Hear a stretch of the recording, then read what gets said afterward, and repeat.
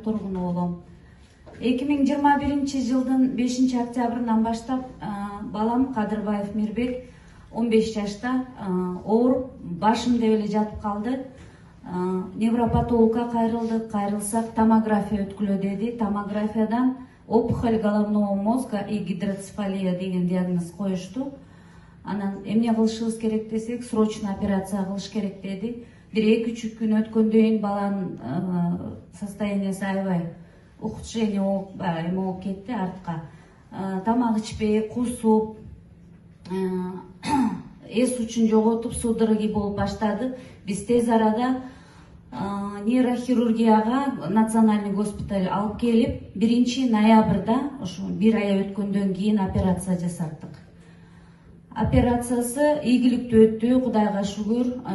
Андан кийин 2 айдан кийин 15 январда контрольный томография өткүлө деди.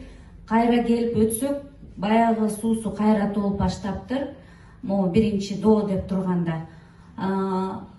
Кайра суу толуп атат, кайра шишип жанданып атат деп айтышты бизге. Анан эмне кылабыз деп нейрохирургтардан сурасак, шунт коебуз деди. Кайра башын тешишибиз керек деп.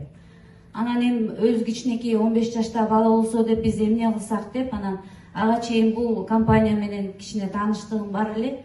Анан атасы экөөбүз ушул чечимге келип, Жаншик компаниясынын препараттарын ичүүгө мажбур болдук. Анан ичип баштадык. Ичкенден кийин 3-күн эле балам баягы ага чейин шалдырап жатып аткан балам 3-күн ойгонуп эле, апа мен бүгүн өзүмдү бодрый сезип калыптырмын, жакшы болуп калыптырмын деп туруп уже кыймылдай баштады.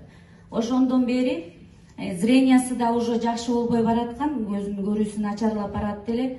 Андан кийин зрениябыз да азыр калыбына келди. Туп-туура 1 айдан кийин мына после деп турат,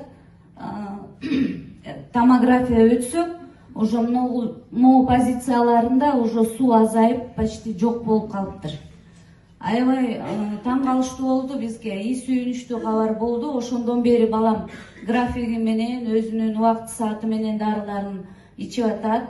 Азыркы абалы канааттандырарлык. Мынакей азыркы абалы бул жакшы. Мурдагы өзүнүн баягы балалык эмесине акыбалына келип калды.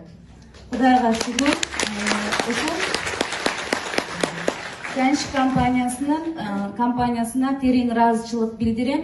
Биз мындан ары да улантып, ушул оору менен толугу менен күрөшөбүз деген аракетте.